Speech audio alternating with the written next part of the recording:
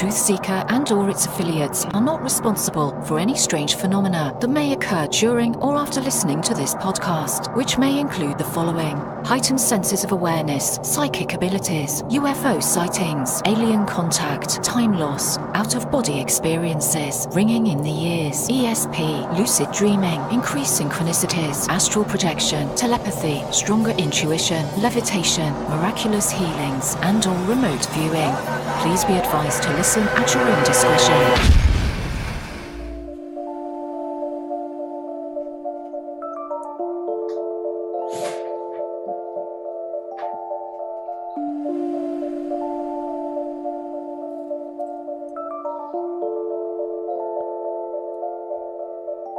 Won't you come and take me away? I just wanna be with you. Won't you come and take me away?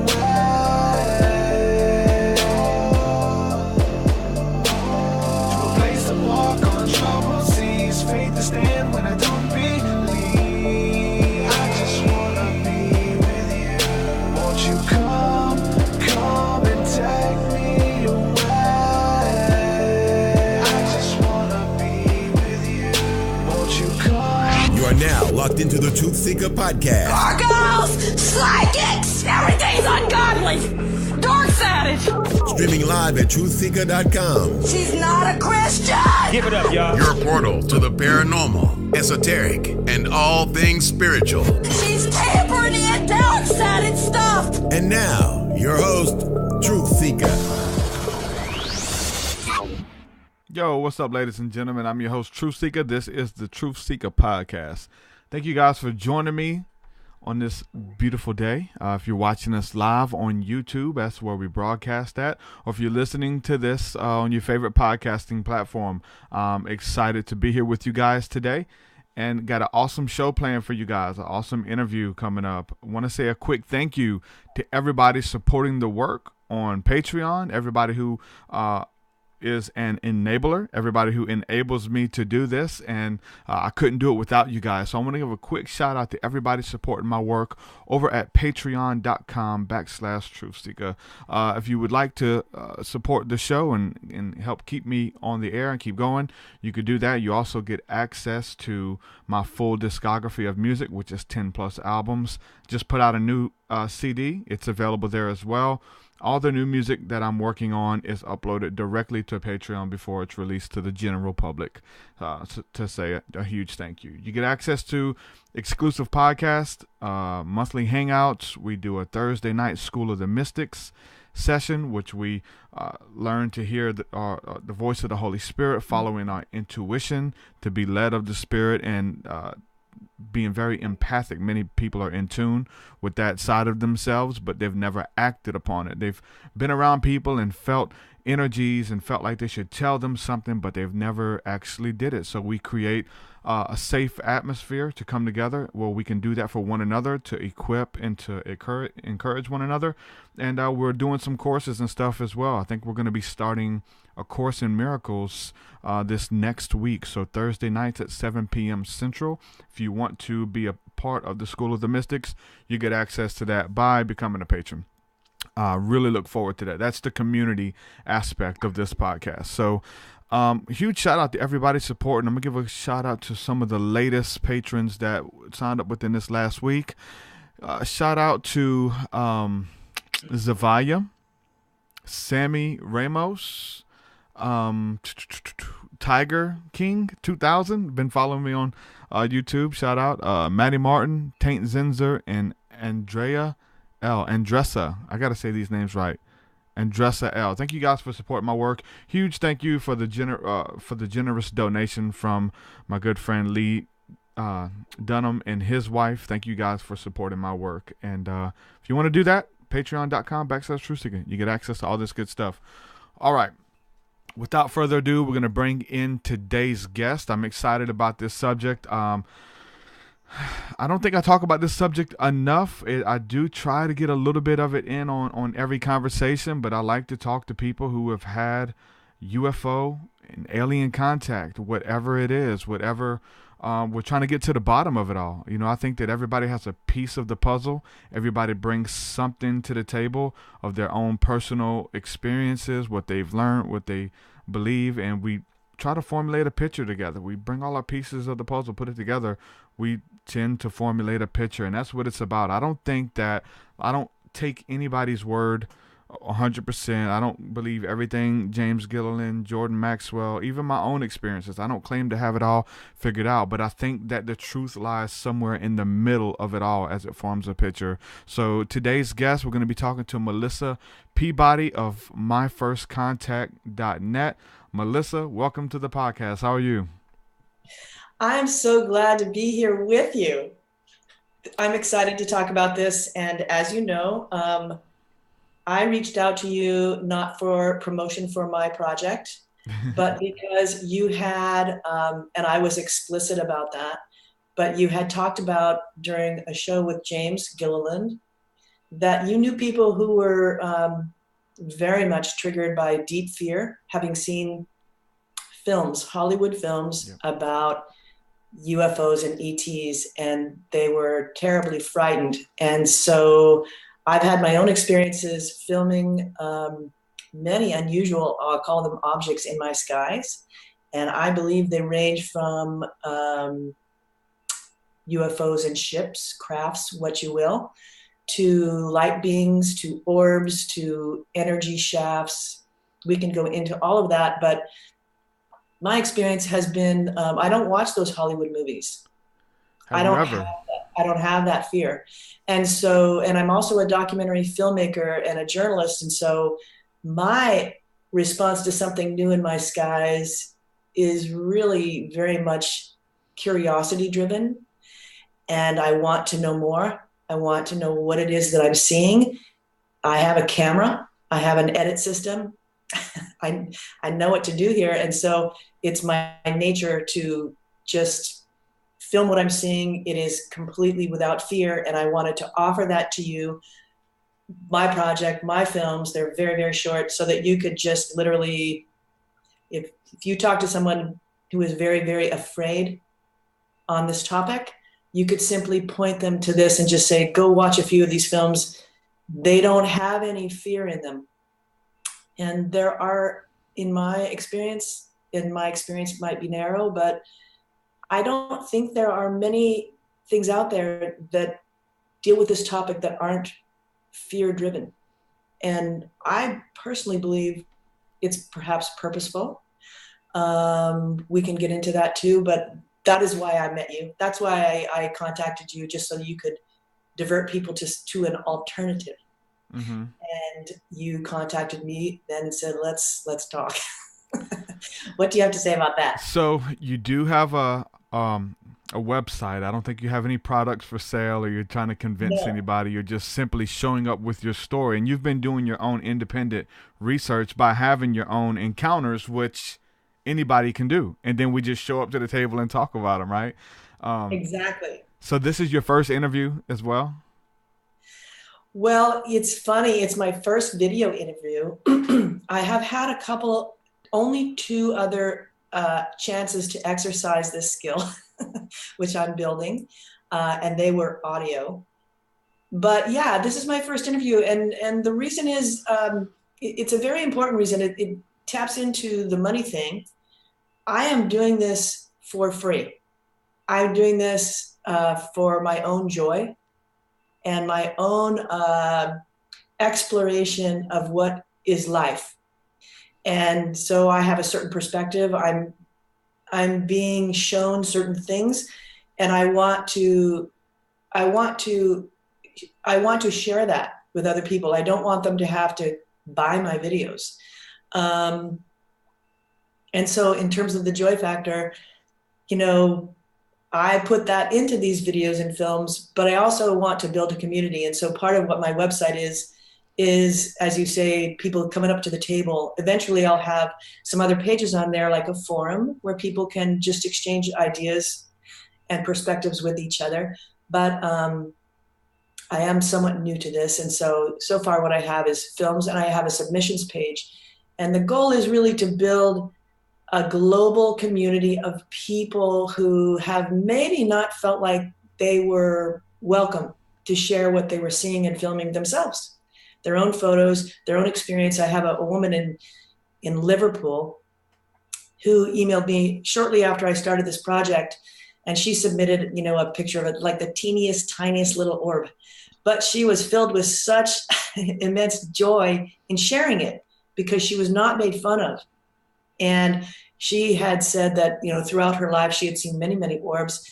And really everyone around her was telling her it was not real. What she was seeing was not real. And they were just Chinese lanterns, which is so creative. It's like, wow, why that? But she was not feeling like she was welcome to share her experiences, and no one really believed what she was seeing. And so my goal is to just create this very big Skywatcher community, global. Anyone can come to the table. No one has to pay. Borders of countries are meaningless. The skies belong to us all. It does not matter who you are or where you're from. It's all part of the experience, and we share it. And that's the point. We share it. And so it's not me as being like this star, like having certain sorts of things that only I get to see. It's really important to me to welcome everyone and to show that, in fact, God, I don't even know how many, maybe millions are seeing this. They're seeing this everywhere. They're seeing it. And they are starting to share it. And so I'm creating a platform where we get to support each other and show each other that we are not alone. We are not alone, and we're not crazy. We are actually seeing these things. We're seeing a lot of similarity across the board. So, for instance, I would just say one of the really interesting things that I'm filming is what I would call orbs. And I don't know what an orb is. I'm just saying it. What I came up with the beginning of my project, as you know from my homepage, is, let me just begin with this. I had never, ever, ever been a part of any UFO community. I had never, ever spent any time investigating this. And we can go into reasons for this. I've thought about it before this interview, but just to stick with this orb thing, I had no language for what I was seeing. I did not know how to describe what I was seeing. And so at first, when I was doing my first films, I just called them light objects. And then with the orbs, I called them orbs because they were round. So what is an orb? And one of my sons asked me, what is it? What are you filming? And I said, I don't know. I just know that it is a light object. It emits light, and it has a structure, and its structure is round. And within the round structure, there's a beautiful architecture. It's like bones in a human or veins, but it is veins of light, bones of light within a round structure. And he could accept that as like, okay, I can go there. Personally, I feel like these are beings, and they are projecting themselves into our reality, our visible reality, our visible light spectrum, so that we can see them if we are willing and if we are ready. Yeah. So what are your questions about that? Yeah, you've got some really awesome video footage on your website where you've actually filmed them. And like you said, I think we're seeing different things. It's not just UFOs. It's not just aliens. It's not just angels and demons or whatever we want, good or bad.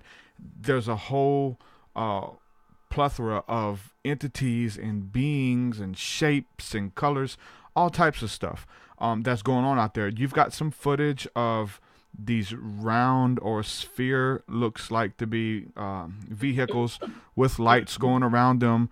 They'll light up with maybe something that looks like two big headlights that come on and turn off at will, and then another one will pop up next to it. Really funny that, because I watched that video you posted, and a friend of mine who's in the chat right now, Home Sauce, I'm gonna have him on the podcast at the end of the month. He just went out and filmed his own video footage, and it looks very similar to the one that you shared, but I think it was during the day, and they lit up during the day, and where there's one in the sky and then another one pops up just a little ways off from it, like the same distance and everything. It's very similar to what other people are seeing. So we have what looks to be craft, maybe entities or beings, physical beings made of matter are on this ship, possibly it's some type of drone, some believe, but then there's other things people are seeing, like the orbs and things you're talking about, or there's stuff that out there that doesn't even have a shape or a form. It's moving like gases and changing and morphing and turning into star patterns and weird stuff that's going on. And I think sometimes we're seeing actual entities or angelic hosts, as we would call them, according to different religious texts.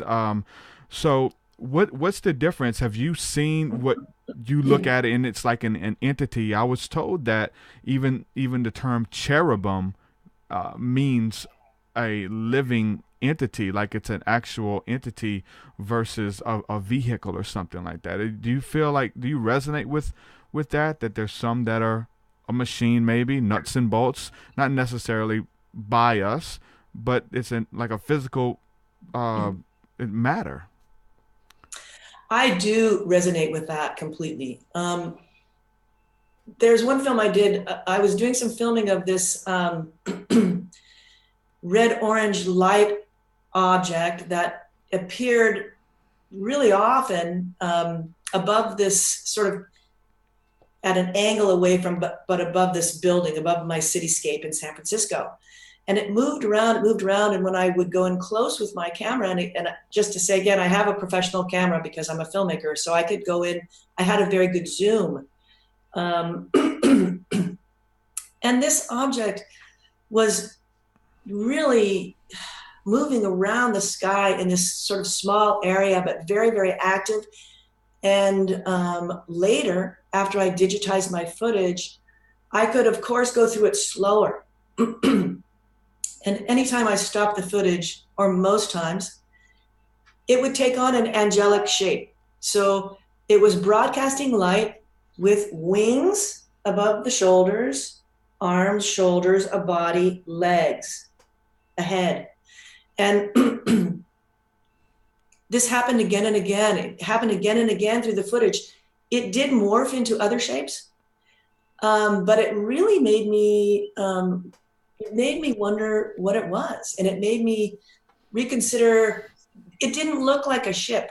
It didn't look like, as you say, there's other footage I have where you can see the little round lights around the body of what you can see it has to be a ship.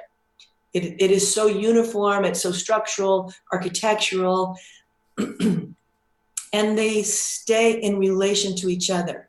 So they do seem to be lights around an object, which I consider to be a ship. In this case, it was not that way. It was an energetic being that was just in my skies, and it came again and again to this angelic shape, again and again, and it's exquisite, and it made me consider our history.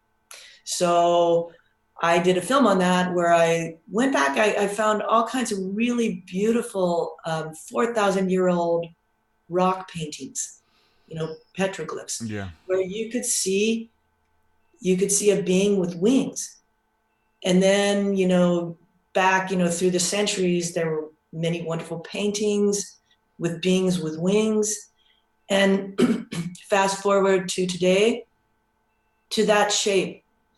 And that's what I was saying is, if I were walking down the street 3,000 years ago and it was at night and I saw this being and it showed these wings and it was sort of blasting its light in and out of the sky around me, I would just say, that's an angel. And people can agree with me or not. It kind of doesn't matter. It's really it's what you want to believe. And the shape, what is so beautiful is that shape is consistent over time. And that leads me to think that this angelic being and also the ships, they have been with us over time. This is not a new thing. It's new to us, and more of us are able to see it and film it, but it's not new. They've been with us through time. Do you think that you just happen to catch these sightings and then get them on video? Do you think that it was just coincidence how everybody's able to see them? I mean, because there's people who don't believe who are filming things going on in the skies. Do you think, or do you think it was planned? Do you think you were somewhat contacted, like they wanted you to see them and record it, and thus change your life course essentially to start this website, try to start this community? Do you think that they contacted you for that reason? I do think that, but I think they contacted me because I was ready, and I'd like to go into that because this really might help your viewers and listeners, just as a consideration, something that they might want to consider for themselves. But first of all, I have the equipment. I have the skills to make these films. I know how to do narration. I've made documentaries. I have an edit system. So you could look at it as just like the physicality of it and the skill bit was there with me. But the consciousness was not there with me until I began seeing them the first time on March of 2017. And wow, it hasn't even been that long. It's not been long. It's wow. been like a major torpedo into my life. That's how and it has changed my life completely. And I have a funny thing. I'll go into why I think my consciousness changed, but somebody was asking me what I call myself, and my nickname is Missy. I said, you could call me Missy. And one of my sons piped up, he goes, or you could call yourself Star Child. Because it's just been a big thing for everyone, right? Where's this coming from? But for me, I don't think it's a coincidence. And I'd like your opinion on this, because I think that you've been in this so much longer than I have, okay? But it was in the late fall of 2016, so literally 6 months before I began seeing the ships. Only 6 months. I had a tremendous urge that I could not deny, to meditate. And meditation is not in my family background. It's not, almost no one I know does that. So it was odd that it would come in so strongly, right? And that the urge was coupled with that I needed to meditate with crystals. And so this was way outside my box. It was way outside the box of really anyone I hang with. And yet I did it. I needed to do this. I did it.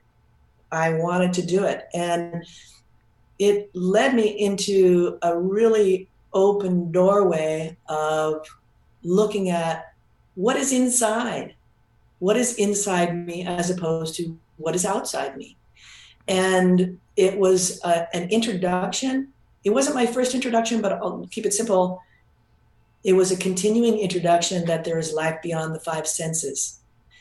And that life beyond the five senses is equally real, perhaps more powerful, perhaps, many more opportunities for life and for living, for experience, for connection. And so I really loved it. And I meditated often with crystals. And I had many, many beautiful visualizations. It was just an internal adventure is really not the right word. It's almost too cheesy.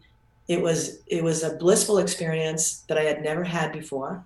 And I had deep respect for it and wanted to continue. Okay, so 6 months later, I get up in the middle of the night. I can't sleep. It's 3:30 in the morning, and walking around in my bathrobe, for an hour to then try and sleep again. And I look out my windows and I see something I've never seen before. I see these two massive, if you compare them to the buildings, two very, very large orange round objects that glow orange red. And they're just hanging there. They're hanging there above the buildings in San Francisco. And I think, wow, am I really seeing that? And so I went and got my cell phone. I took some still images and I also took some short videos. And I get up the next day and sure enough, they are just exactly what I thought they were. They were, I will call them UFOs because I have no idea what they were. At this point, I think they were craft of some kind from this perspective. But then, okay, so the next day I wake up at dawn. It's very gray light. And I see these, I look out the window just because of what I'd seen. And I see these very soft gray two orbs just sort of floating around. And I take some pictures or a video of that too, very short. And I'm really starting to get my attention in a serious way. The next night I wake up, let's just say 1. Again, I'm going through a period of life, which is perhaps purposeful, that I'm being waked up. I'm being waked up on many levels. Mm-hmm. I'm being waked up spiritually, waked up in terms of my consciousness, and physically they are waking me up. So I get up. You're having an awakening. I'm having an awakening on all these levels. Yeah. And so I take my camera and I go look out my window and I see the most beautiful, unusual red light object, which is not the ones that I saw before. As I go in close, it splits into two ovals right next to each other. And the patterning on the outside of it is it's gorgeous and it's really unusual. And perhaps it's a marker of who and what it is. Maybe that's its ID. What it puts on the skin of its ship lets everyone know, here's who I am, here's where I'm from. Yeah. But it was something I had never seen.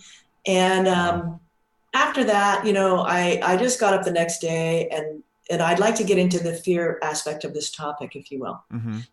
The next day, I woke up and I just said, for whatever reason, because probably because of meditating, I am experiencing a different level of reality than I've ever experienced before. I have the equipment to explore it, and I have the curious nature to explore it. I'm not afraid. All of these encounters, I didn't run in fear. I didn't have a trigger for that. I simply had a trigger for I was very, very, very excited and joyful to see what I saw. And I was very curious. And so I think that too made me somebody that they would come to and say, you do it because you're not afraid. However, I know there are lots of people around me who are afraid. And there is an aspect of fear that I'd like to talk about that I did participate in. It wasn't really fear, but this would get into Project Blue Book and the way our culture, our government strategically indoctrinates fear on this topic, or it says go away from this topic. So here I was my entire life. I never had anything to do with UFOs. I'm an extremely curious person, which is what led me into journalism and filmmaking and all that. It is a leading aspect of my mind and my personality. And yet I stayed away from that. And it's such a beautiful, interesting topic, right? It's huge. It's huge that we would not be alone in the universe is really important. So I started to think, leading up to this conversation with you, that actually I did participate in an aspect of fear, which was I stayed away. I definitely was alive and awake to the shunning that is strategic on this topic.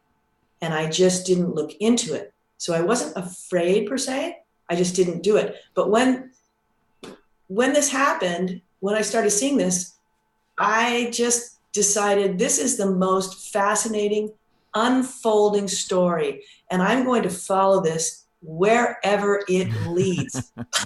Yeah, right. And I'm going to enjoy every step of the way. Mm-hmm.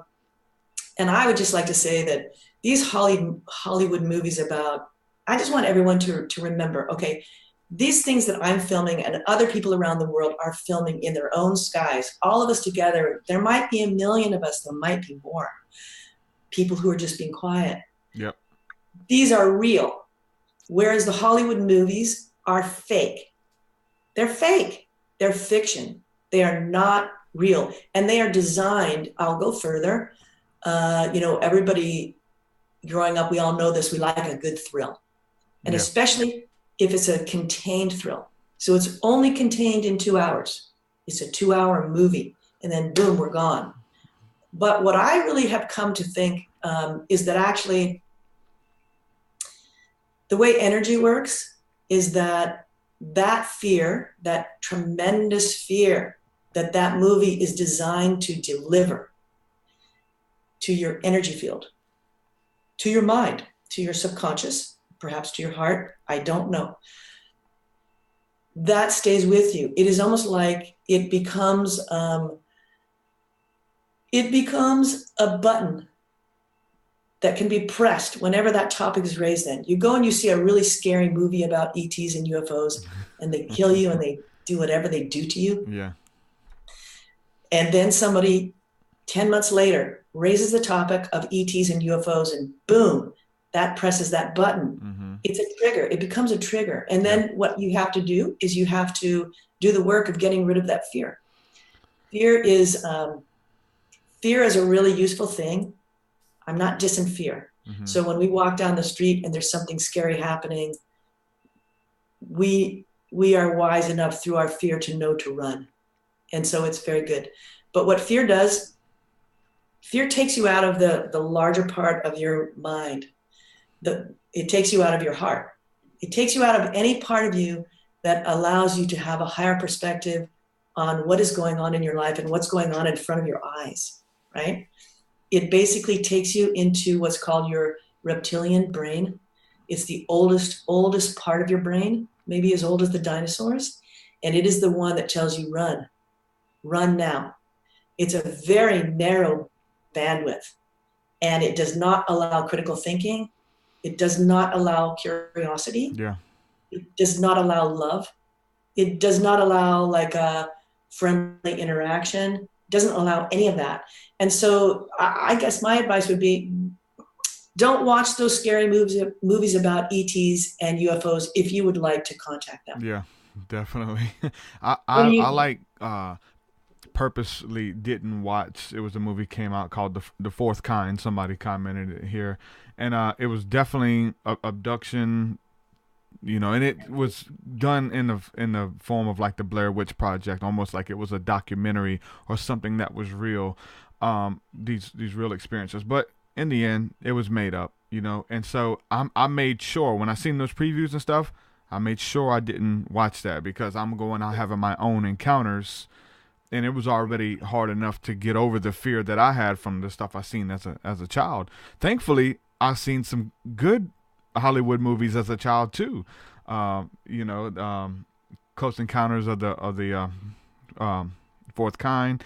There was Flight of the Navigator. There was Cocoon was a really good one. So there was still some good stuff from like the 80s and stuff that I seen when I was a kid that I remembered. So those battled in my mind what was real, and I guess when it comes to the whole discussion of good aliens and bad aliens, that's part of that battle there as well. So yeah, getting rid of the fear and what you do with the fear that comes. Some people, it gets them out of trouble. Some people make the right decision. Some people, if there's an intruder or a robber who comes in, you get into a defense mode and you subdue that robber. Some people, when that fear comes in, they clam up. They can't move. And when they should do the right thing, they don't. So fear affects people differently. So when it comes to that, I would definitely say stay away from any of the scary stuff. And most of that stuff, like you said, it's fake. It's Hollywood renditions. And some of the good stories now, like the movie Fire in the Sky was a big one, which scared a lot of people. I was a little kid and watched that. That come out to be the essentially the opposite of what really happened, of what Travis Walton really experienced, was something beautiful. And he sold his story to Hollywood. They painted it and made this fear-based video. So if you do see craft, if you're on the side of the highway and you're broke down, or you flash your lights in a vehicle and there's a ship or something that flashes back at you in the night sky, that you won't try to make contact with it. So as far as stepping back and seeing what's going on, I strongly feel like the good guys are out there, that those are the angels of the holy books and things like that, and those who are we would call fallen angels, or the bad guys, I think they're running the show down here on the earth, and they're the ones with the smear campaigns and stay away from that, and you're going to be targeted, and if you talk about this openly, we're going to come after your family. I have people I'm trying to get interviews with right now, and they will not go live with me because they're scared of what's going to happen to them, you know, and things like this. And so it is about moving past the fear of every aspect and living in your authentic self.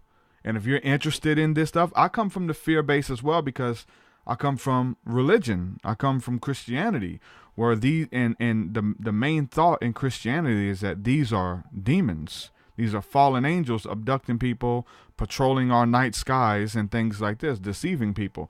This is what they believe. So for me to come out of a Christian background, and I was an evangelist in the Christian church, and so me to start talking about my encounters and even want to pursue these encounters to be authentic with myself, that was a big fear that I had to get over, and many people watching who come from that background. Because if you start talking, you have to be led to podcasts like this. You have to be led to documentaries or websites like yours, where you see people talking about it freely without judgment.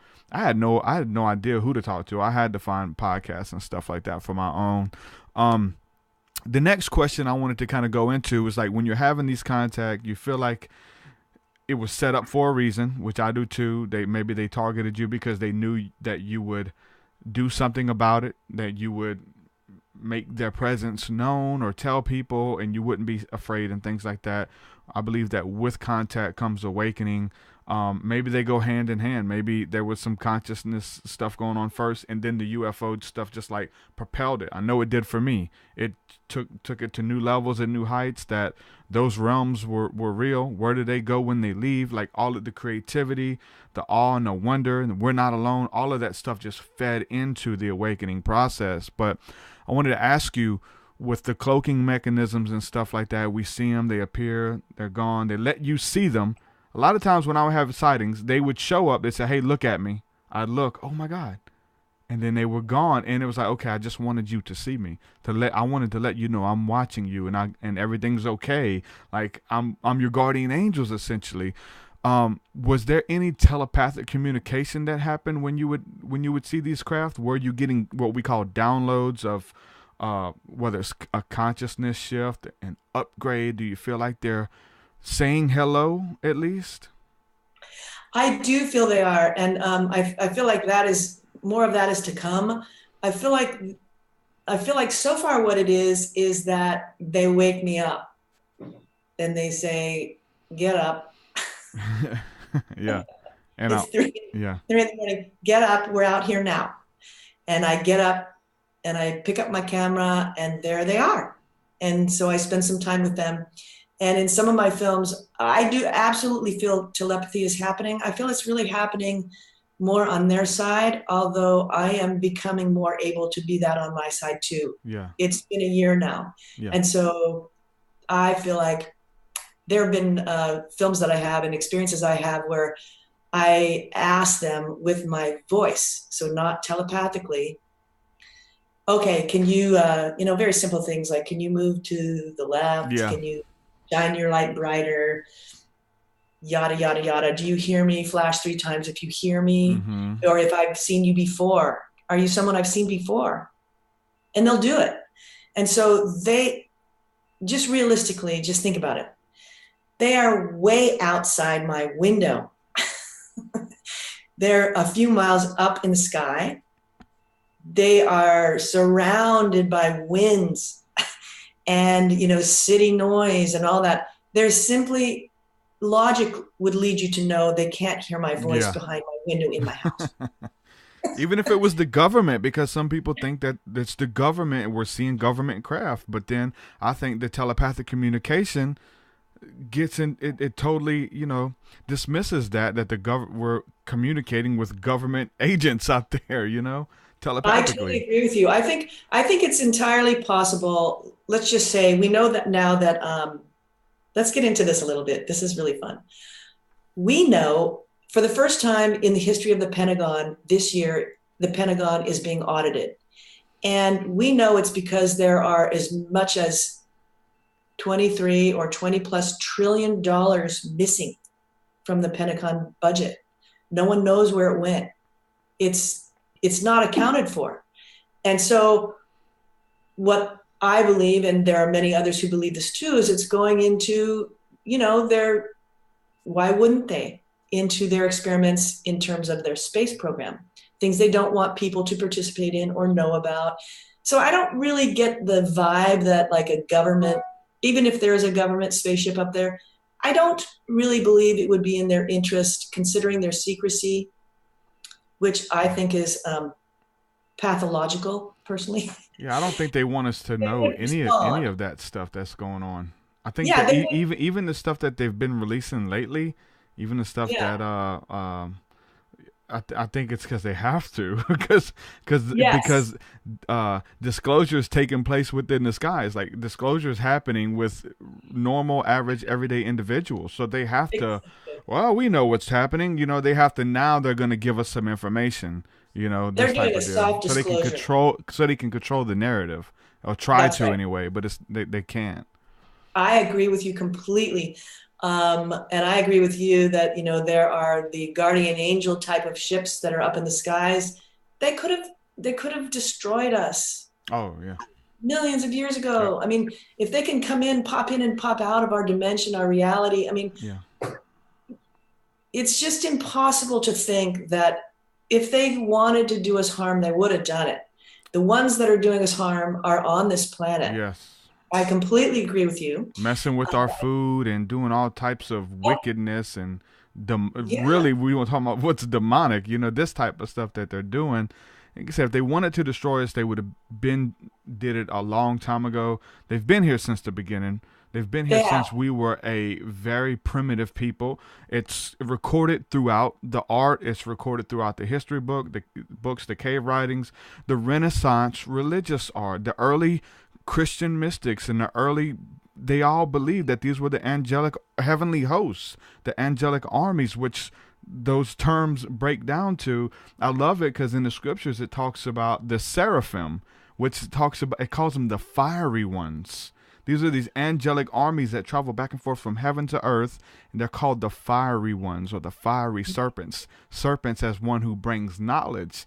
And these are angelic beings that have our greater good in mind. And we just so happen, if we want to, if you're curious enough, if you have the time, you can go out there and see them. You can make contact with them. They appeared to the prophets and disciples throughout religious texts. And I like the Renaissance art, even some of the newer stuff anyway, with just the last couple hundred years, we're showing Jesus hanging on the cross with men flying these little bitty fiery ships with little men in them, piloting them back in like from the 1500s and stuff. Pictures of the Mona Lisa and Mother Mary. If you look in the background, there's a person standing on a mountain pointing up at a little UFO.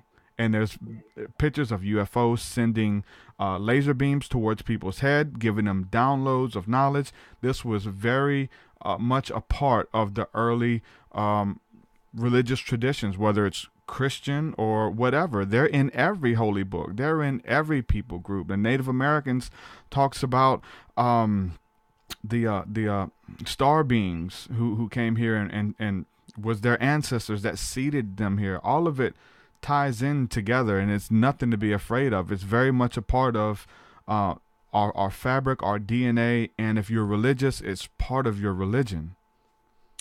I totally agree with you. I mean, it's I would like to go, it's sort of an offshoot into Project Blue Book, because it's sort of like,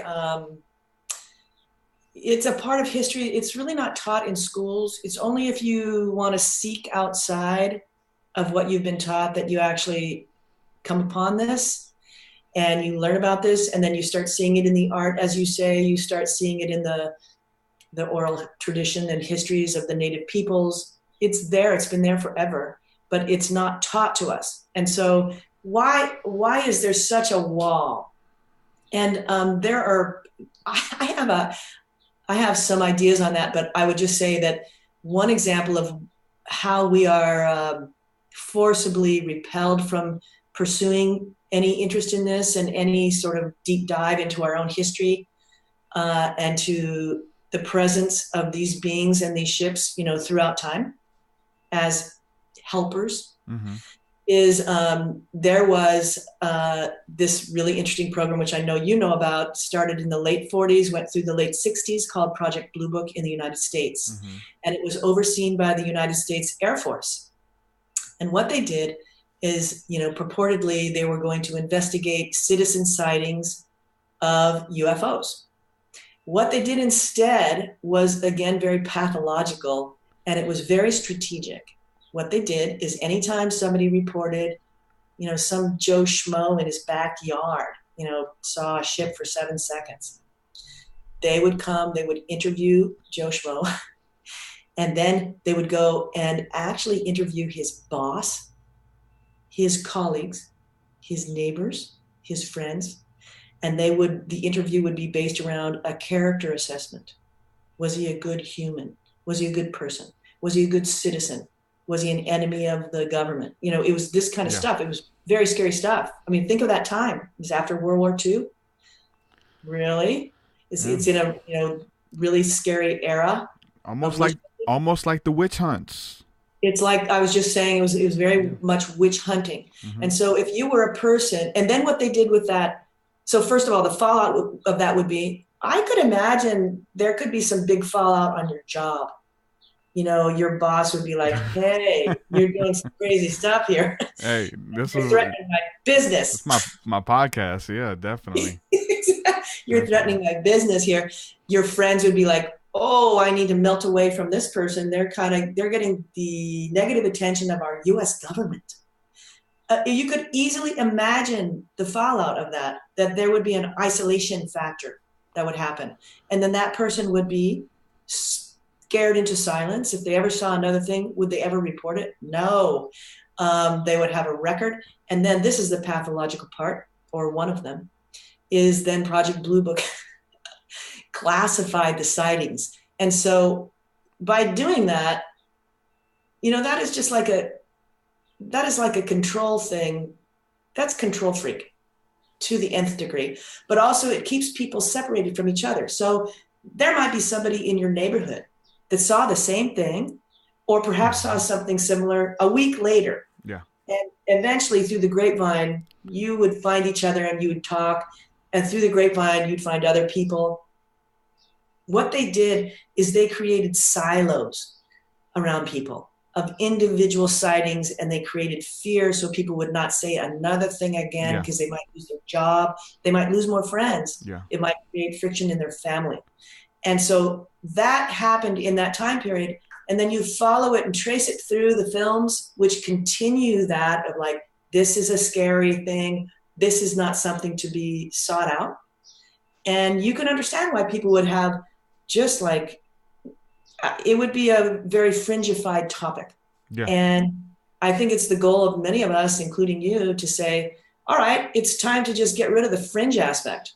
We're just normal people out here, and we're going to mainstream this. Yeah, definitely. And I talk about it all the time, and it's something that I had to overcome and step out there and say, you know what, I'm doing it regardless.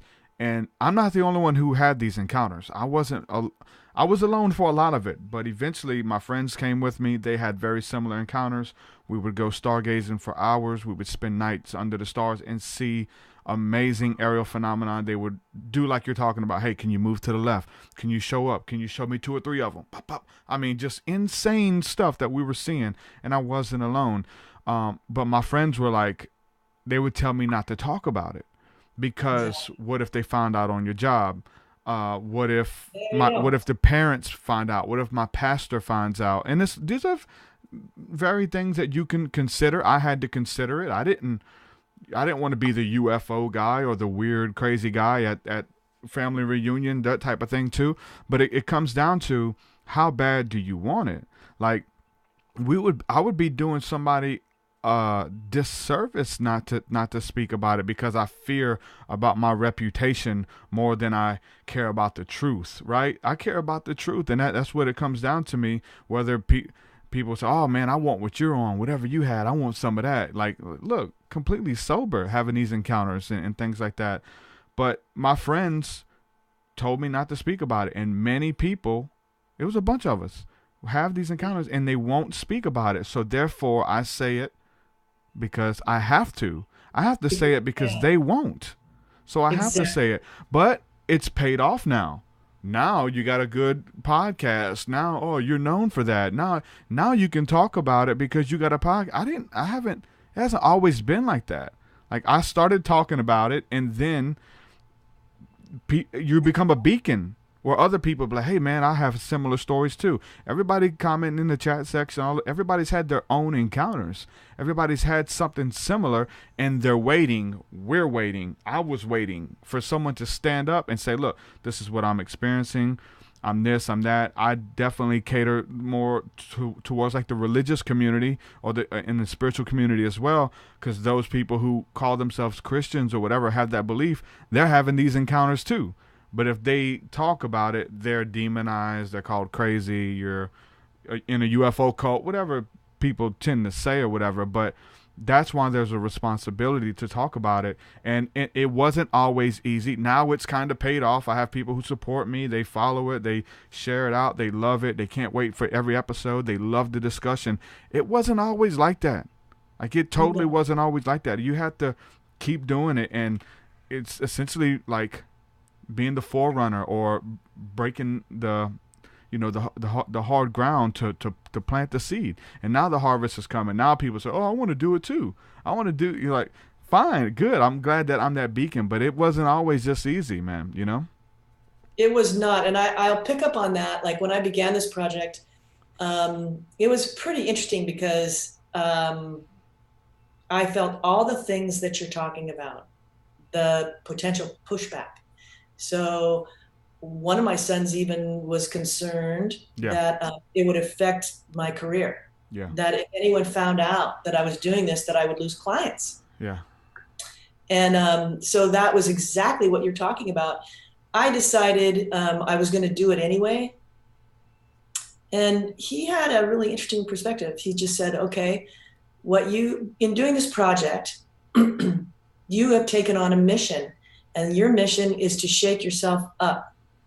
And you're in shaking yourself up, in showing these films of things that people don't want to acknowledge are real. You have decided that part of your mission is to shake them up too. Mm-hmm. And I respect that. And I think there's part of that that's true. But I would take it as a much more benevolent mission, which is that I have taken a mission to open myself up, to explore a reality that's larger than what I knew, and it's very beautiful, and to offer it up to anyone who wants to partake. And if they don't, that is fine. And if they do, here you go. And it's just like what you said, you started your podcast, you're just offering it. People can come to it. They can listen to it if they want to. That's the beauty of it now. The people who resonate. Right. I don't have to proselytize. I don't have to go knock on your door or show up at your Bible study and say, hey, you guys believe in UFOs? I got a podcast. Like search terms in the internet and Spotify, everything's in a way now that whatever you're looking for, just like the universe, whatever you're looking for, you're going to find it. You have to get on there and type in, or you have to click that video that says, Melissa Peabody, my first UFO encounter, you have to click that video and watch it. That's your own free will that led you here. And so that's the thing. We don't have to force anything down anybody's throat. If you're not ready for it, if you're not open to it, fine. There's ton, especially on YouTube, like right here beside my head, people who are watching this, there's probably a ton of other videos that you can just scroll through and click about any other subject. But you're here for a reason. You know, if you're led here for a reason, you've been listening for this long, something within you has called you here for a reason, and that's what it's about. That reason is what brings us all together, and there's something of substance here. It's not just you're here by accident, or anybody, you know, for the larger picture that anybody's here by accident. Like, there's stuff going on that lets us know that we're not alone. If it's a belief in God now, if it's a belief in the divine, if it's a belief in my life has meaning, whatever it is for different people, it brings something to the table that matters. For me, like a lot of my Christian friends early on, they would get scared at this subject because there's the whole thing that aliens seeded you here, and then the Bible is fake and the Bible is made up and all of this kind of stuff. And so if for some reason in their head, the understanding that if these aliens exist, if these entities exist, then the Bible is a hoax.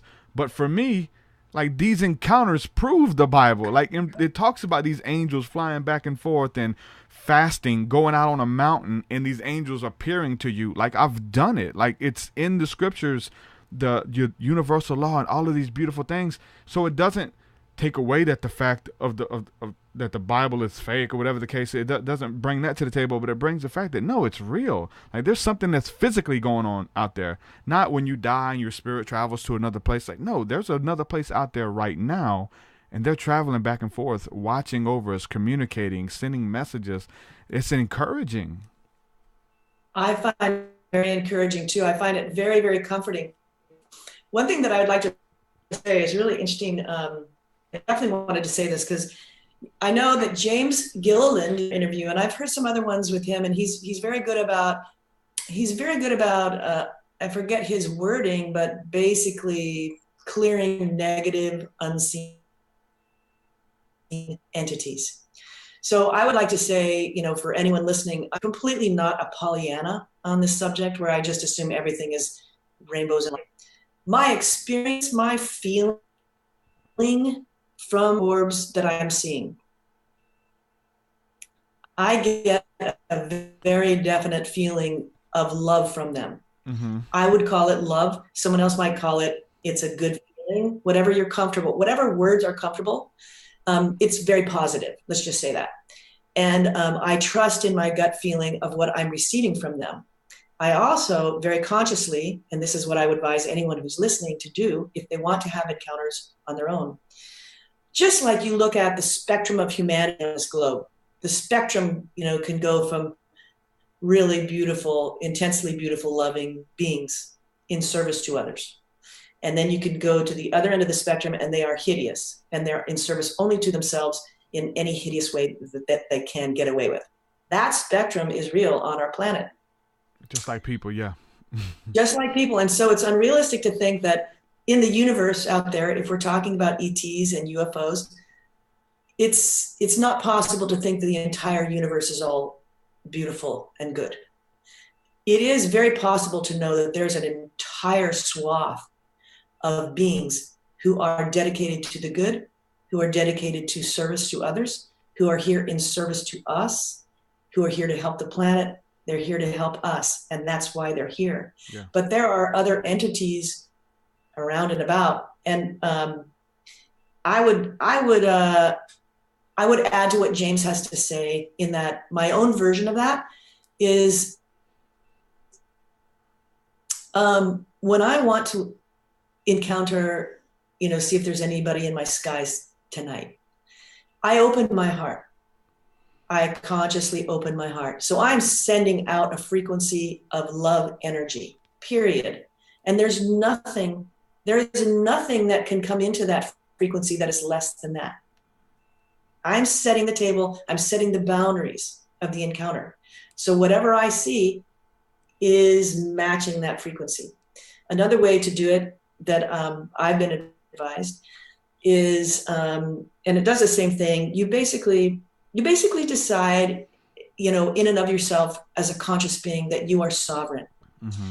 You are your own sovereign being, and nobody can control you. Nobody. And so you control your experience. You are sovereign, and you set a boundary saying, I call in only the ships of the light is one way you can say it. I call in the beings of the light.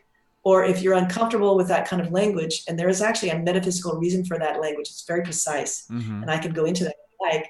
But you could also say, I call in the ships that benefit me, that are beneficial. I call in the beings that are beneficial. And if that's more comfortable to you, when I say of the light, it is from my own researches over this past year, it's very specific. And so when you have beings, whether they're human or not, and they are basically in service to what anyone would call the light that is around us, literally the energy, they bring in their life force by being open to receiving the energy that is around us through your chakra system. Let's just call it that, or whatever. If you do that, if you consciously want to, be a part of this light universe, and you bring in your source energy, you bring in source energy through your chakra system, and that's where you get your energy. Then you are a being of the light. You don't have to bring in Jesus or anybody else. You're simply a being of the light because you were supported by the energy that is swirling around you that comes from source. There are beings that are not of the light. And this is what in the Bible you would call the fallen angels. And these are beings who have said, I want to set up an anti-universe. I don't want to bring in, I want to cut myself off from the light that is literally around my body. Okay. It's just right there, but I'm not going to take it. And they bring in their energy from dark sources, and that would be from other people. Yeah. Where to stay alive, that's what they would do. And so when I say I call in the ships of the light, it's very metaphysically precise. It's not religious. And it's not woo-woo or whatever. It's like, I want those beings who are bringing in source energy the same way that I am. And that way we have a connection that's natural. Yeah. It's very, you know what? I like the science behind the spirituality. And so, the way my mind works is I come from a religious background, so I know the religious thought here. I'm reading some of it in the chat right now. I just let everybody know we welcome everybody to the podcast, no matter your religious background or upbringing or belief system. But from a biblical perspective, to say the same thing that you're saying is just making that declaration. You don't even have to say a prayer. It's a declaration. I'm declaring it. I'm speaking it. Therefore, I'm creating it as I speak it. My words are powerful. But from a biblical perspective, there's a story where Jesus talks about those of you who are asking your heavenly Father. So when I had my encounters, I'm out there spending time with my heavenly Father in prayer, reflecting about my life, reflecting about my journey, and wanting to see, asking my heavenly Father through the Holy Spirit, can I see the seraphim? And literally, quite, God, if the cherubim are real, if the Elohim are real, and they're traveling back and forth, please allow me to see one. I'm your servant. I trust you. I believe in you. Will you allow me to see one? Anything out there that has my greater good in mind, can I see it? And then I'm almost begging. I really want it to happen. I'm willing it to happen. I want it to happen so bad, just to know the way the universe works, the way God works, the way the Bible works, all of this kind of stuff. And so there's a scripture where Jesus says that those of you who ask your Father for a fish, he's not going to throw you a serpent. Those of you who ask your Father for a loaf of bread, he's not going to throw you a stone. Essentially, if you're asking for something good, if you're declaring it, I'm asking for an angelic encounter. I'm asking to see the angels of light, the seraphim, the fiery serpents. If I'm asking to see them, but he sent a demon to me to abduct me, or a demon to deceive me. It doesn't work like that. Oh, ye of little faith. Some people's mind works like that. And I was told that, be careful, you might get abducted.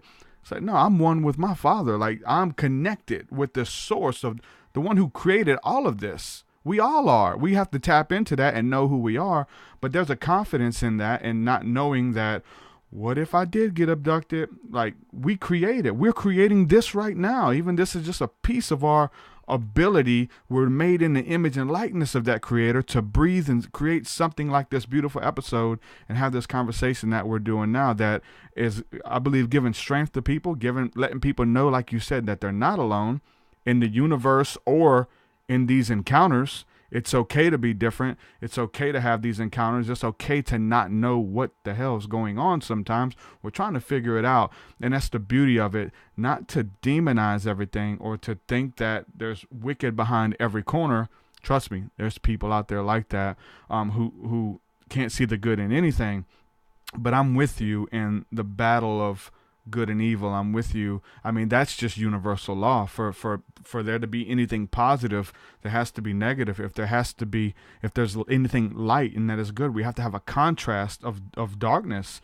How good, we don't even know that it's light unless we have something to contrast it to. If it's something in darkness, if we've ever been in a time of darkness, if we've ever been in a state of living hell on this existence, how would we know what is good and what is to be cherished and what is to be respected unless we have that contrast? So that's universally, we can look at who they are, what they are, what is it? Is it in your own imagination? Is it what the Muslims and Islam would call jihad, the holy war that's taking place within our own brain and within our own spirit? The Bible goes into much detail about that being symbolic in the Old Testament of these nations fighting each other that represent aspects of our own humanity and our own psyche that's at war within itself. So the positive and negative definitely does exist. And what side wins? The side that you feed more, the side that you pay attention to, that you speak. But all of it's part of the game. All of it's here for a reason, the good and the bad in every aspect of our life. It is. And I totally agree with you. It's what you feed.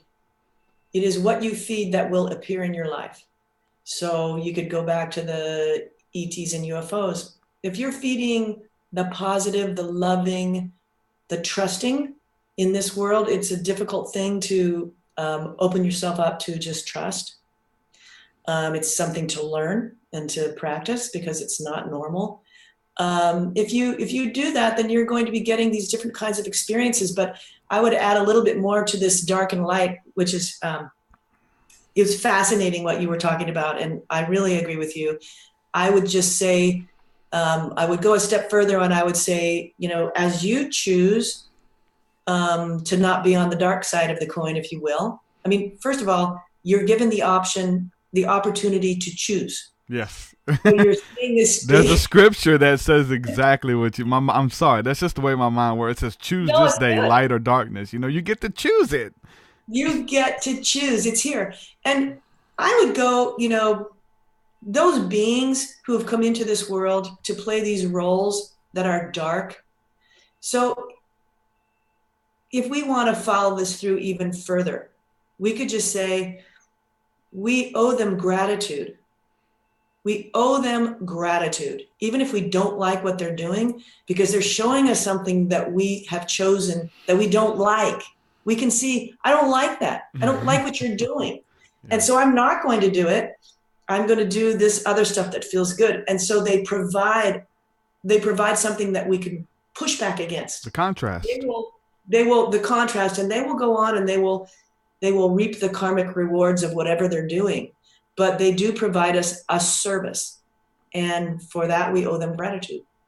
I know it's maybe a different way of looking at it, but no, it's 100. Even, I mean, we're talking about it as form of ETs or angelic beings, but even, man, if we look at just our own darkness that we've been through, like I've had pastors on this show and good friends of mine. We talk about in the spiritual aspect, which demons do we cast out and do we rebuke and say, get out of here, and which demons are sent here by the Creator to teach us lessons and to buffet us and to get us ready for Christhood. You know what I'm saying? So I've gone, instead of, like, when I was going through my struggles and my really hard times of darkness and depression and what's called the dark night of the soul, when I was going through that, I would have did anything to take that, to get somebody to give me some solace and take that away from me. But now when I look back at it, I'm thankful for it. I'm thankful for those times. So now my relationship with those demons have changed. I don't rebuke them and wish death upon them. I'm thankful that God, the supreme creator of the universe, sent them into my life for a reason and for a season to buffet me into creating me the person that I am today, to give me that contrast. I'm thankful for the light now that I have spent time in the darkness. And so even the relationship changes with that on a very spiritual level. I love that. I love what you just said. I would say, just to take a step aside for a second, I want to say that I believe, and I'd like your opinion on this, I believe that these UFOs are showing up in our skies more often, and they're doing that to support us in what you're saying. They're supporting us in our evolution as we are making better choices, because we've been buffeted, as you say, and we have emerged victorious. Then we are more able to perceive. By necessity, we have emerged at a higher vibrational frequency and consciousness by having dealt with our demons, by having looked at them, dealt with them, seen them. And I would say, I have a really great rock here. Speaking of crystals, hold on. This is a great rock. I love this crystal because it shows, it is very beautiful. And the reason it's beautiful is because it reveals, it includes the shadow side, right? It is a very beautiful rock. And if it were only just the white side, it wouldn't be as beautiful. And so in terms of the wrestling with our demons, what I would say about that is that we wrestle with our demons, and I would put it, in a different term. We deal with these emotional traumas that we experience in life, and they're part of life, and they shine us up, they knock off our rough edges. But the goal is not to amputate those experiences such that they never existed. The goal is to wrestle with the demon or deal with the trauma in such a way that you accept it, you remove the bad feelings associated with it, but you keep the learning. Yeah. And that's part of your beautiful life. Yeah. The trauma is part of the beautiful life. Just like this stone. I mean, the dark is part of the beautiful stone. Mm-hmm. It's part of it. And so it's yours. It's precious. It belongs to you. And as you do this, I feel like you become more accessible to the UFOs. And I also believe that they encourage relationship. Mm-hmm. And the way that they do this is, in my experience, over, what's been a little bit more than a year of filming, what I noticed is that there were certain ships that would always seem to be at a certain time in a certain place in the sky above San Francisco. And they would come there again and again. I would film them there again and again. And eventually, and they would be in their own place. They would each seem to have their own place. And so that led me to wonder, what's going on here? I mean, have they divided our sky up into territories so that they can be there, almost like they can schedule it? And what I've come to learn instead is that they're there so that you can find them. Yeah. So that once you deal with your demons, once you rise up to a certain point and you can perceive them, and you want a relationship, and you're not in fear, you're not in the fear mode anymore. Because I don't believe that they would show themselves to you if you were in the fear mode. They wouldn't do that. Why would they do that? First of all, you would be in a completely different resonance. So that would not be possible from an energy point of view. But also they would not want to inflict more fear on you. Mm-hmm. But if you're not in the fear mode, and you go out, let's say any of your viewers decide to play with this, go out, you're not in fear, and you just start talking to your skies. You say, hello, hello, who's up there? You can make up whatever language. I do believe that they want to create a connection. They're here observing, obviously, in my view, but also they're here to create a connection when you're ready, when you're done dealing with, the vast majority of your demons. They can be a comfort, they can be a support, they can let you know you're not alone. You can have a relationship. You can, I have conversations with the ones that I know appear again in the same places in the sky. I know where they're going to be. And I believe that what they're doing is they're doing that on purpose so that those of us who can see them and want to see them, are ready to see them, we can find them when we need and want to find them. And so it's almost like a reward and a comfort and a solace all at the same time. Like I said, it's a sense of magic to let you know that it's real. Not that it's a theory or just an old religious text that never existed or whatever the case is, or transcend the text. Like, it's the legit experience from it. And I like what you said about the rock, and you have the rock that shows the black and the white merging as far as the colors and stuff. Somebody mentioned over in the chat, they said, just like we're talking about, it's like the yin yang symbol. You have a little bit of the black and the white that's in the black there, and it's part of it. And like you said, it's about learning from your mistakes, or what I like to talk about, learning from other people's mistakes too. Yes. Like, those who aren't able to learn from their mistakes or learn from the past, they're doomed to repeat it. I forgive, I don't forget. Like, if there's a certain type of person or people that you let into your life and they just use you and abuse you, like, if you, what's the saying? Fool me once, shame on you. Fool me twice, shame on me. It's my fault for letting this person back into my life, or creating this situation, or giving myself over to this type of people, or whatever the case is. A lot of the stuff we're creating on ourselves. And I really believe that in this life, we're on a spiritual journey. We're all put here by God, our divine creator, and we take tests. In our spiritual evolution, there are tests, and we have to pass these tests. We have to show that we're going to respond with love and respond with integrity on the road to our destiny, to walk in our divine destiny. And these are steps that I've been taking since day one, especially since I've become aware of it. It's helped me to take the test, to know to respond with love, or respond like Jesus would respond. You know what I'm saying? And this type of effort, I think when we do, we pass the test, and we can go a little bit deeper, and we can be trusted with more, and our reach gets bigger. Maybe more people are to come to listen to what you have to bring to the table. But we all go through it, and nobody's exempt. And it's these testings, and to see if we will learn to love, and we'll repeat those tests over and over and over again until we pass it. Then we pass the test, we can learn, and we can go deeper and deeper and deeper. And the scripture says that those who are trusted with the few, and I can trust you with a little bit, I'm going to be able to trust you with a lot. Let me tell you the deep things that I have for you. Let me show you some stuff I've never showed anybody. Like, this is the type of stuff I'm talking about. And who is teaching us this stuff? We have some leaders out there who are starting to.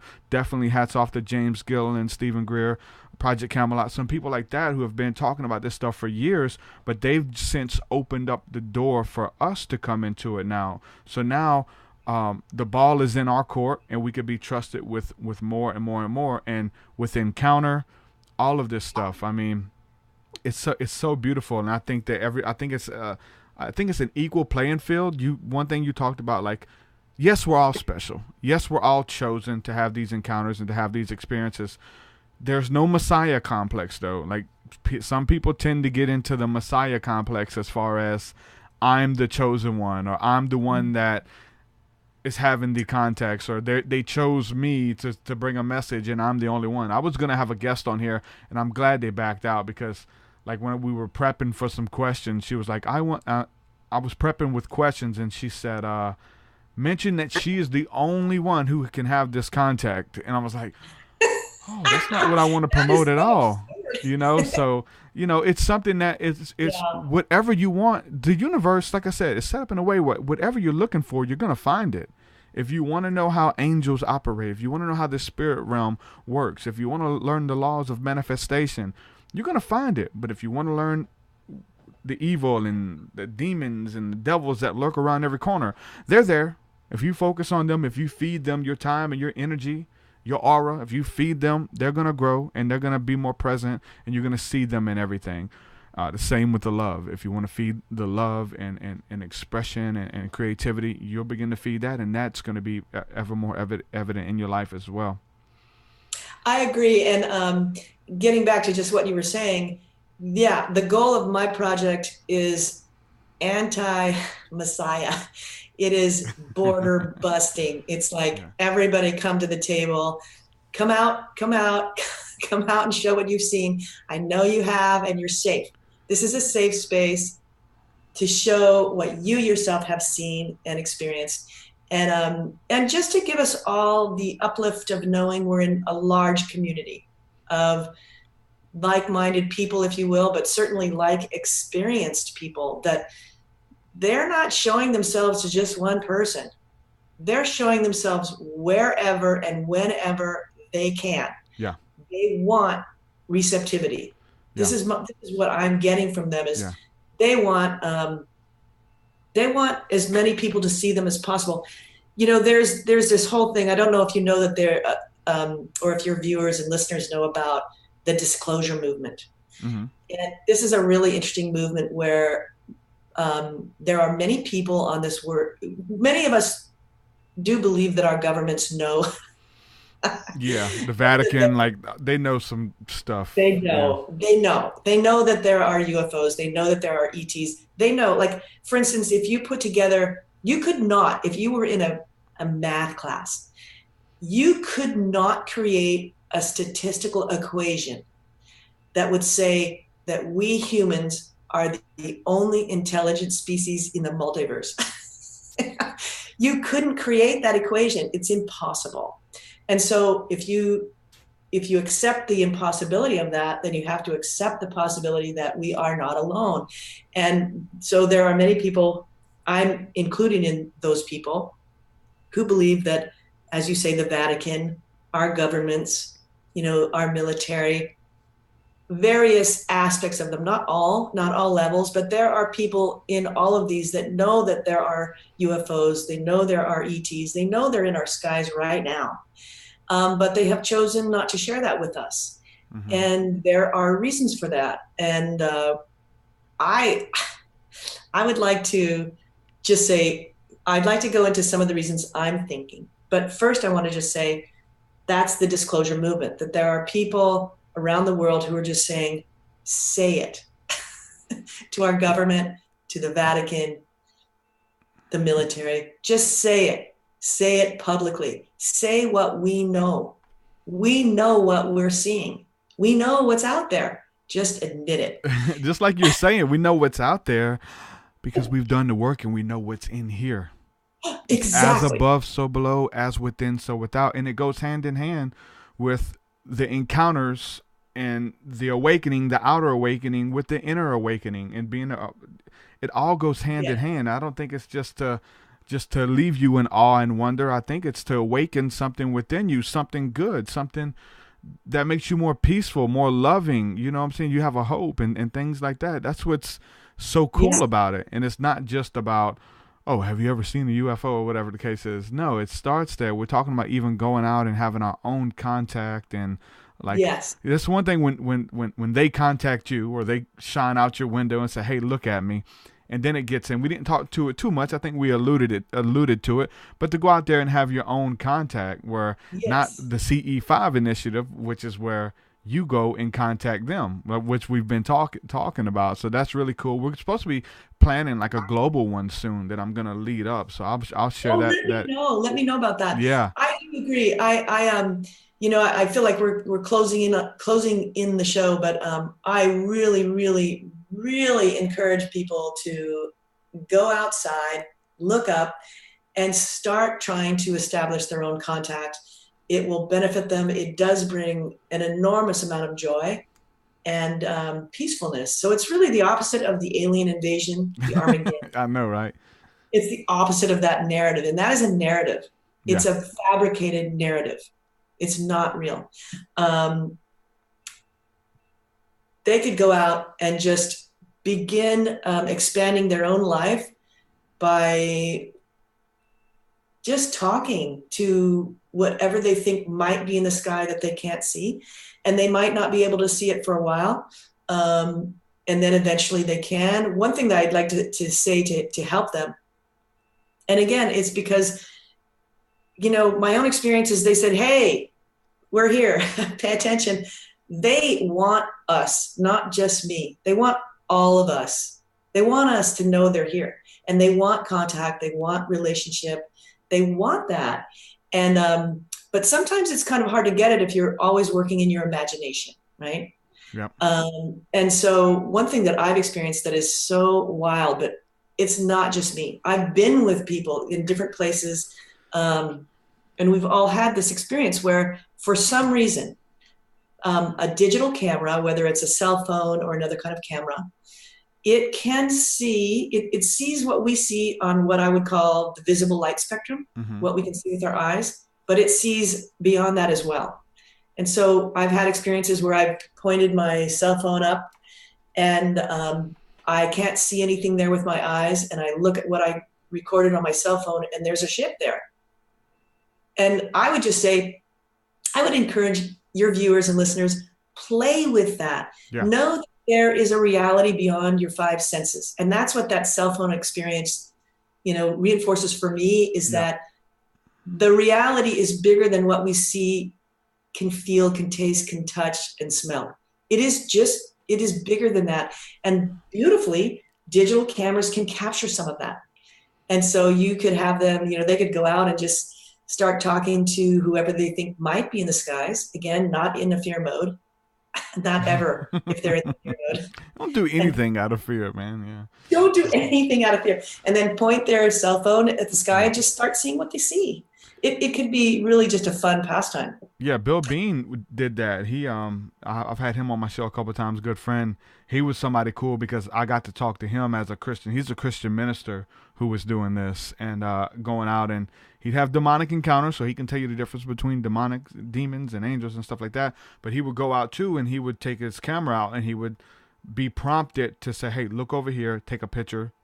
And then he'd have the film developed, and every time there was a ship, a craft that was awesome. on the film. He had all those pictures on his website and stuff too. He has pictures of demons and all kind of stuff that was haunting his family as when he was growing up and stuff. So really interesting stuff. Melissa Peabody, thank you for coming on the podcast. Your website is myfirstcontact.net. Let people know how they can connect with you through your website or through the submission form. If anybody has any videos or what you got coming up, go ahead and give a quick plug right here at the end. Well, first of all, I want to thank you, TruthSeekah. I've had such a great time talking to you. People can contact me. They can find me through the website, myfirstcontact.net. The submissions page is there, so people can send in their videos or their photos of anything that they see that's unusual or interesting in their skies, again, so that we can create a sharing. We can just expand this globally. Everybody gets to see what's in their skies. Everybody gets to participate and see it together. And so I would encourage you to send me anything that you think might be interesting, and so we can expand our community. Sounds good. Definitely do that. And that's like that goes so far for like a lot of reasons. At this point, I don't seek out a lot of footage anymore, but there was a time when I didn't know what was going on. I needed people to talk to. I was all over ECETI.org. Like I was all over James Gilliland watching their videos.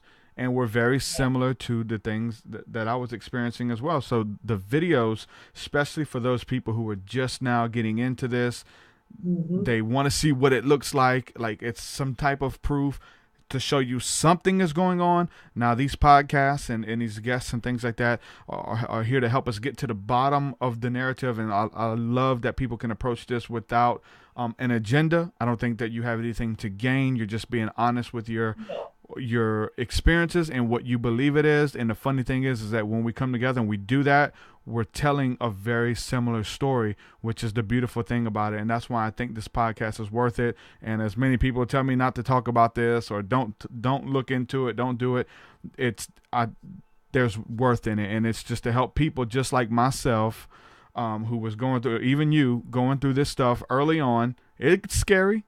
You know, You've watched all the fear-based stuff. You need to hear the other side of the story. You need to hear about people who are literally having contact experiences, people who can make it happen at will, things like this. And so it's for everybody. It's not just for one person. It's not, no longer is it us four and no more, but it's for everybody who wants to seek out those encounters, and they're beautiful to me. So Melissa Peabody, thank you again for coming on, and we will connect soon, and I'll let you know about that date. I'll tell you the date now. We're shooting for the new moon, which is May the 15th. So it's on a Tuesday night. Yes. So next Tuesday, I believe it is. So it's the new moon. So we're going to plan a global thing where we all go out, and I'll go live on YouTube and just do like a meditation and a prayer and just do what we've been talking about. I'll go out and lead that, and we'll see how it goes. We got a lot of people all over the country who are wanting to tune in and do it themselves and make contact. We have people who are already, there's people who are seeing stuff every day, and it's blowing them away.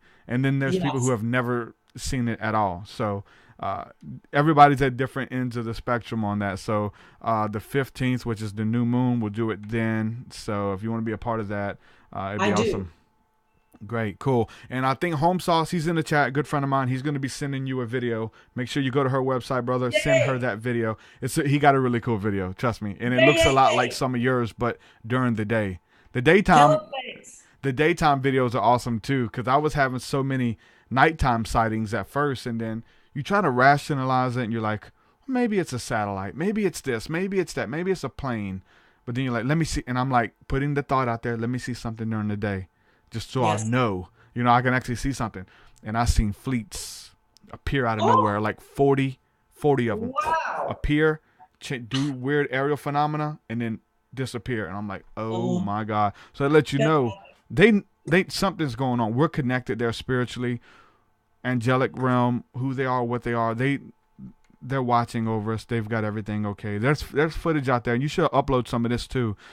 There's footage out there of like asteroids and comets that are headed towards the Earth. There was one in Russia, which it dissipated at the last second, right before impact. It split.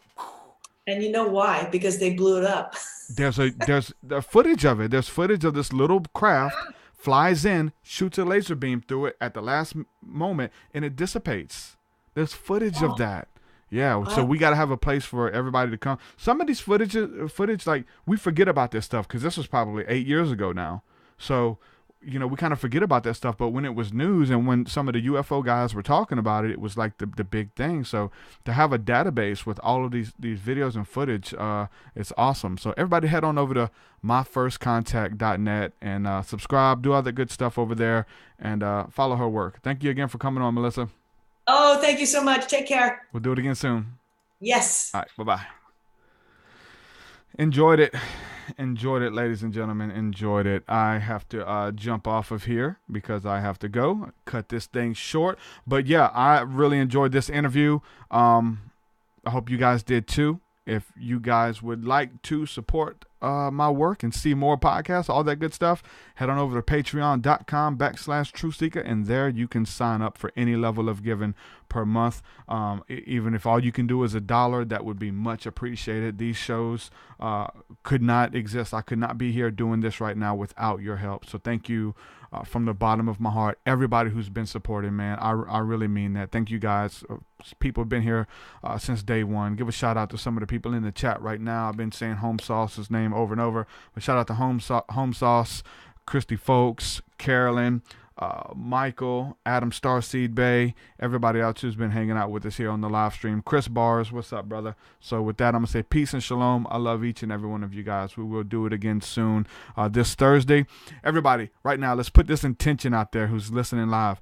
This coming up Thursday, I'm supposed to be interviewing Gemini from the group Conspirituality. I was supposed to have him on the podcast like 2 or 3 times in the past 6-7 years or however long I've been podcasting, and each time something happens and the interview doesn't happen. So let's put the intention out there that this Thursday I will be speaking with Gemini of Conspirituality. He's been a big influence on me musically and when it comes to research and doing this kind of stuff. So let's hope that happens. So Thursday I'll see you guys again. Peace and shalom.